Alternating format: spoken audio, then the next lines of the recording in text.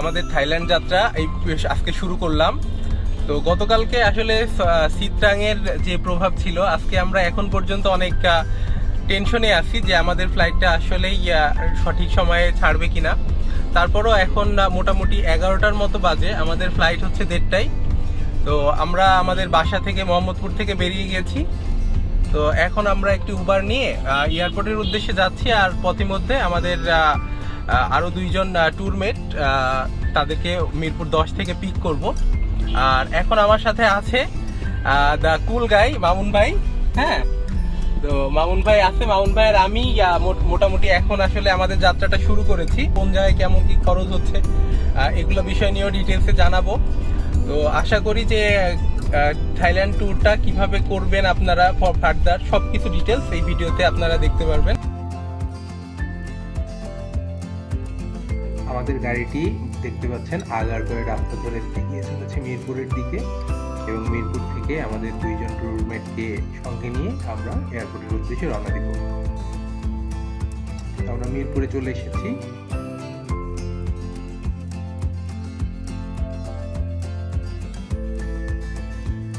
এই যে আমাদের ট্যুরমেট আরো 2জন চলে এসেছে। এই হচ্ছে বস। আমরা মিরপুর 10 নম্বরে চলে এসেছি, এবং আমাদের যে বাকি ট্যুরমেট তারা আসলে আমাদের সাথে জয়েন করলো। এখন ধরবে। মিরপুর থেকে আমরা 4জন একসাথে হলাম, এবং তারপর আমাদের এয়ারপোর্টের উদ্দেশ্যে আমাদের গাড়িটি চলিত। তো আমরা রাস্তায় জ্যাম ছিল না, অল্প সময়ের ভিতরে এয়ারপোর্টে পৌঁছিয়ে গেলাম। এবং এয়ারপোর্টে পৌঁছানোর পর আমাদের চেকিং সময় আমরা যেহেতু যেতে একটু লেট করেছিলাম, আমাদের মোটামুটি 12:30 বেজে গিয়েছিল, আর আমাদের ফ্লাইটের টাইম ছিল 1:30 মানে 1:30টায়।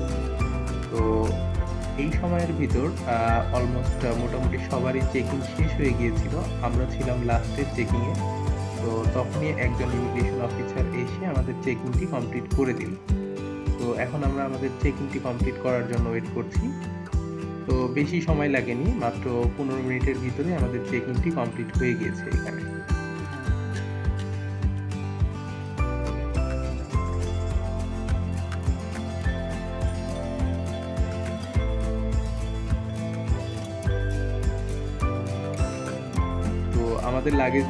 আমাদের লাগেজগুলো চেকিং কমপ্লিট করলাম। এর ভিতরে আমি আপনাদের জানিয়ে দিই যে আমরা থাইল্যান্ডে যাওয়ার পর থাইল্যান্ডের প্রথম দিন পাতায়াতে যাব, তারপর পাতায়াতে 3 দিন থেকে পাতায়া থেকে কোরাল আইল্যান্ডে আমরা ট্রাভেল করব, তারপর হচ্ছে ওখান থেকে আমরা ব্যাংককে 3 দিন থাকব।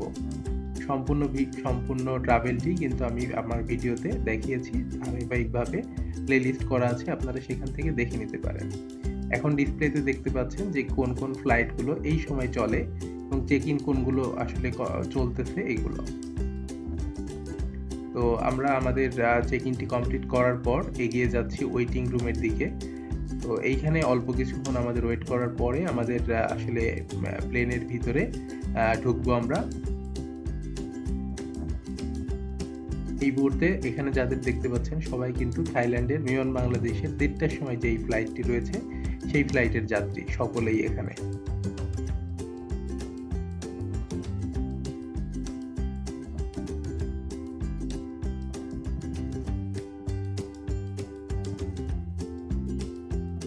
আর সাইড তো ওয়েটিং রুমের ভিতর থেকেই আসলে এই বিমানগুলো দেখা যায়। তো অল্প কিছুক্ষণ ওয়েট করার পর আমরা আসলে ওয়েটিং রুম থেকে আমাদের একটি ছোট্ট মিনি মাইক্রোতে, তো আমাদের গাড়িতে আসলে একটুখানি রাস্তা যেতে হয়, 2 মিনিটের মতো সময় লাগে। তো এই 2 মিনিটের জন্য একটি মাইক্রোতে করে আমাদের বিমান পর্যন্ত নিয়ে গেল। তো বিমান পর্যন্ত নিয়ে যাওয়ার পর এখানে অনেকেই অনেক রকম ছবি টবি তুলতেছিল। তো একে একে সবাই আসলে বিমানের ভিতরে উঠতে থাকলো সবাই। তো আমরা আমাদের বিমানের ভিতরে উঠে গেলাম। এরপর আমাদের সেফটি ইনস্ট্রাকশন দিচ্ছে বিমানের পাইলট। তো এইগুলো শোনার পর আমাদের যাত্রাটি শুরু হবে, এবং ক্রুরা দেখতে পাচ্ছেন যে তারা ব্যাগ ট্যাগ গুলো রেডি করতে শুরু করে দিয়েছে। আল্লাহ মহান, আল্লাহ মহান, আল্লাহ মহান, অতীব পবিত্র মহান আল্লাহ, যিনি এটিকে আমাদের নিয়ন্ত্রণাধীন করেছেন, অন্যথায় আমরা একে বশীভূত করতে পারতাম না।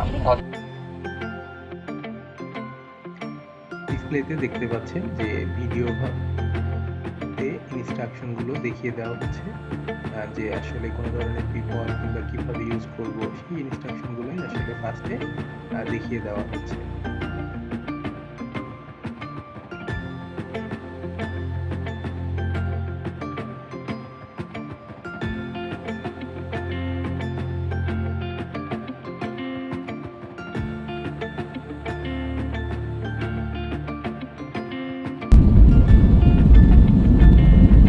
আমাদের বিমানটি আসলে বেশ কিছুক্ষণ রানওয়ে করার পর এখন ফাইনালি সে ফ্লাইং এর জন্য দ্রুতগতিতে চলা শুরু হয়েছে। তো এখনই আমাদের বিমানটি আসলে টেক অফ করবে।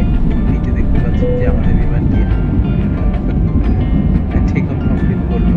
তো এরপরেই আসলে আমাদের বিমানের ভিতরে সবাই পুরা ব্যস্ত হয়ে যায়, কারণ মাত্র 2.5 ঘন্টার একটি ফ্লাইট আমাদের এই ফ্লাইটে হয়। তো এর ভিতরে ক্রুরা সাথে ব্যস্ত হয়ে যায় মোটামুটি স্টেপ হওয়ার পর পরে। আর খুব সুন্দর একটি দৃশ্য দেখতে পাচ্ছি ঢাকার আসলে বিল্ডিং এর যে দৃশ্যটা সেটা, এবং সাথে সাথে আমাদের খাবারও চলে আসলো। আসলে মামা নিয়েছে একটা পানি, তারপর রাইসের সাথে চিকেন, ভেজিটেবল, আর হচ্ছে সালাদ, আর হচ্ছে একটা ফিরনি মানে একটা ডেজার্ট। এটাই আমি একটা ফ্রেশের, তারপর চামচ দেখতে পাচ্ছি, তারপর আর সালাদ, তারপরে হচ্ছে ফিরনি, আর হচ্ছে একটা সল্টের সাথে দেখতে পাচ্ছেন সল্ট, আর হচ্ছে টিস্যু একসাথে। এই যে আমারটা আসলে বিফ, তারপরে হচ্ছে ভেজিটেবল, আর হচ্ছে রাইস। তো যতটুকু দিয়েছে এনাফ। আমি এখন শুরু করবো খাবার। মামা অলরেডি শুরু করে দিয়েছে। কেমন মামা?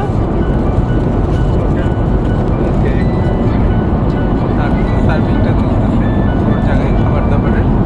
আর আমি আসলে এখন এই খাবারটা আসলে খাবো এখন। আর হচ্ছে আপনার এই যে দেখতে পাচ্ছেন যে এত সুন্দর ভিউ আর সাথে খাবার, আলহামদুলিল্লাহ আল্লাহ তাআলা খুব ভালো একটা সময় কাটাচ্ছে। দেখতে পাচ্ছেন এই ভিউয়ের ভিতরে এখন খাবারটি খাবো।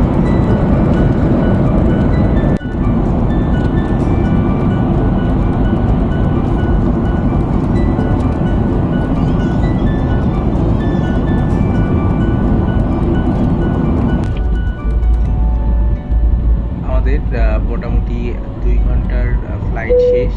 এখন আমাদের বিমানটি নিচের দিকে নামছে, এবং এখন বর্তমানে আমরা নিচের কিছু দৃশ্য দেখতে পাচ্ছি। এগুলো মোটামুটি থাইল্যান্ডের দৃশ্য, এবং থাইল্যান্ড আমরা জানি যে অনেক বড় একটি দেশ। তো এই দেশের আপনার নিচের থেকে আসলে মনে হয় যে ছোট ছোট দ্বীপ, আমরা উপর থেকে যেমন ওই যে লবণের যেরকম ছোট ছোট করে থালি বেঁধে বেঁধে লবণ তৈরি করে, ঠিক ওই রকমই লাগে এই জায়গা থেকে। তো এখন আমাদের ল্যান্ড করলো প্লেনটি। তো আমরা বাংলাদেশ থেকে সুবর্ণভূমি এয়ারপোর্টে আমাদের প্লেনটি এখন বর্তমানে ল্যান্ড করলো। এরপর এখান থেকে আমরা যাব হচ্ছে পাতায়াতে। তার ভিতরে আমাদের কিন্তু আমাদের যে আমরা ইউএসডি সাথে করে নিয়ে এসেছি, তো এর ভিতরে আমাদের হচ্ছে USD to Thai baht convert করে নিব আমরা। তো দেখতে থাকুন, আশা করি বুঝতে পারবেন যে কীভাবে আসলে আমরা পাতায়াটি এক্সপ্লোর করি, এবং পাতায়ার ওয়াকিং স্ট্রিট, এছাড়া আরও কোরাল আইল্যান্ড, এছাড়া হ্যাপেনিং পাতায়া লাইভ, এগুলো দেখতে থাকুন এই ভিডিওতে। এবং ধারাবাহিকভাবে অন্যান্য ভিডিওতে পুরো ব্যাংকক ট্যুরটি দেওয়া আছে। তো আমাদের ফ্লাইট থেকে আমরা ল্যান্ড করলাম, ল্যান্ড করে আমরা এখন দেখছি যে বের হয়ে যাচ্ছি। তো আমাদের ইমিগ্রেশনটি কমপ্লিট করেই আমরা আসলে পাতায়ার উদ্দেশ্যে বাসে করে চলে যাব।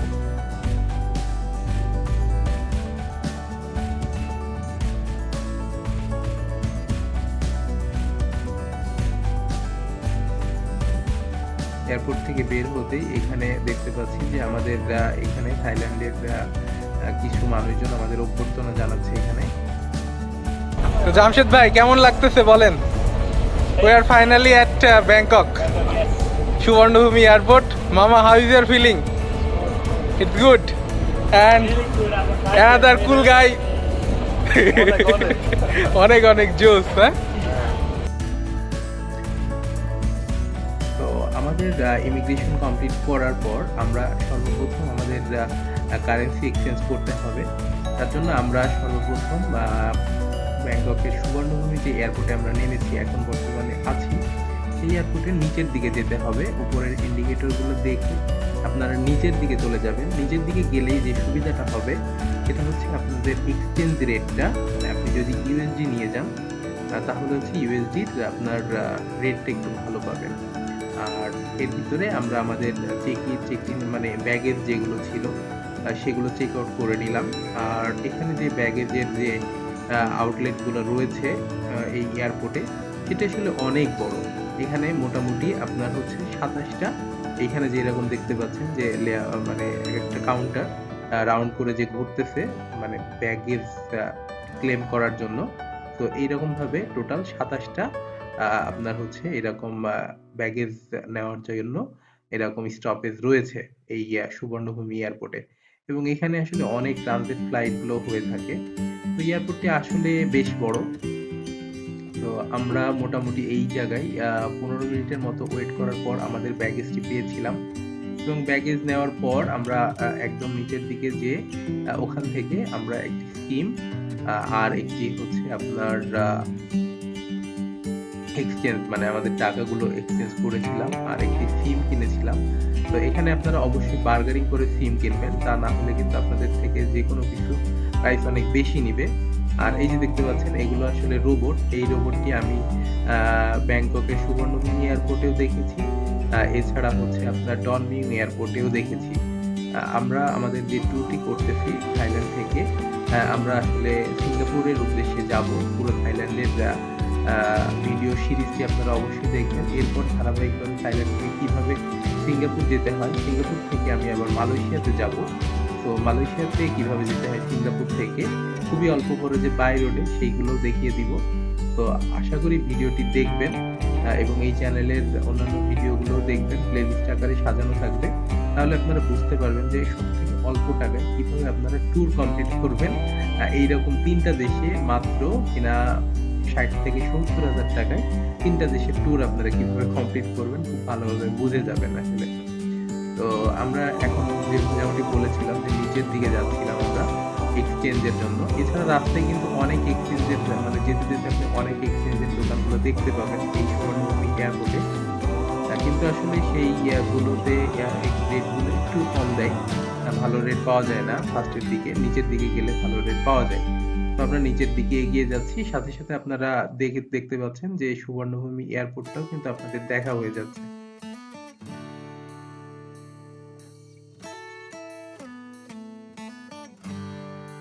তো আমাদের এক্সচেঞ্জ কমপ্লিট। এখানে এসে আপনারা যে কোনো ধরনের পেয়ে যাবেন, সব ধরনের ট্যাক্সি যদি ভাড়া করতে চান তাহলে সেই ট্যাক্সিগুলো এখান থেকে পেয়ে যাবেন। আপনারা দেখতে পাচ্ছেন যে সব ট্যাক্সি আসলে এইভাবে আছে, হ্যাঁ। আর হচ্ছে এখানে আমরা আসলে যাচ্ছি যে আমরা পাতায়া যাওয়ার যে বাসে যাব, সেই বাসের উদ্দেশ্যে আমরা আগাচ্ছি।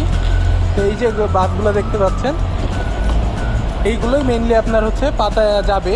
তো আমরা 4 জন আমাদের টিকিটটি কমপ্লিট করার পর আমাদের বাসের জন্য ওয়েট করতেছি। আর এই সুবর্ণভূমি এয়ারপোর্ট থেকে পাতায়া যাওয়ার যে বাসগুলো পাওয়া যায় সেই বাসগুলো আপনার 2 ঘন্টা পর পর ছেড়ে যায়। আর রাতে সারা রাতই মোটামুটি চলে যতদূর আমি জানতে পেরেছি। আপনারা যে কোনো সময় এই বাসের টিকিট পেয়ে যাবেন। আর এখান থেকে যেতে আপনার 2 ঘন্টা সময় লাগবে। আর যাওয়ার সময় বলে রাখি আপনাদের যে যাওয়ার সময় কোনো ধরনের জ্যামের আমি পাইনি, কিন্তু মোটামুটি সিগন্যাল পড়ে। আমরা রাতে গেছিলাম বলে হয়তো সিগন্যাল পাইনি। তো আমাদের বাসটি চলে এসেছে এইখানে। আমরা আমাদের বাসগুলো দেখুন, যে বাসগুলো আসলে খুবই ভালো বাস এবং ব্যাংককের এই বাসগুলোতে কিন্তু ভিতরে পিসাব ফেরার জায়গা থাকে। আই মিন দ্যাটটা আপনার ছোট্ট একটি টয়লেট থাকে এই বাসগুলোর ভিতরে। আর এখানে দেখতে পাচ্ছেন যে সবাই আসলে তাদের লাগেজগুলো বাসের বাঙ্কারের ভিতরে রেখে দিবে এবং এরপরে এই বাসের যাত্রাটি শুরু হবে আমাদের। এবং 2 ঘন্টার জার্নি এখান থেকে আমরা যাব। এরপর আমরা আসলে পাতায়াতে কোনো হোটেল আগে থেকে বুক করি নাই, আমরা ওখানে যেয়ে বার্গারিং করে বুক করব। আমি আপনাদের আবারও বলে রাখছি যে থাইল্যান্ড ট্রাভেলের ভিতরে ব্যাংকক হোক আর হচ্ছে আপনার পাতায় হোক, সবসময় আপনি বার্গারিং করে হোটেল সবকিছু বার্গারিং করে করবেন, আর তাতে করে আপনি লাভবান হবেন। কেননা থাইল্যান্ডে আসলে বার্গারিংটা প্রচুর পরিমাণে চলে, কিন্তু আপনি অন্যান্য দেশের মতো না, থাইল্যান্ডে আসলে বার্গারিংটি খুব চলে। তো পরের ভিডিও দেখবেন অবশ্যই গিয়া প্লেলিস্টে, এটি ছিল প্রথম পর্ব। এর পরের পর্বটি দেখবেন, তাহলে বুঝতে পারবেন যে পাতায় কিভাবে এক্সপ্লোর করা হয়, কোরাল আইল্যান্ড দেখতে পারবেন। তো নেক্সট ভিডিও দেখার আমন্ত্রণ জানাচ্ছি। ধন্যবাদ সবাইকে।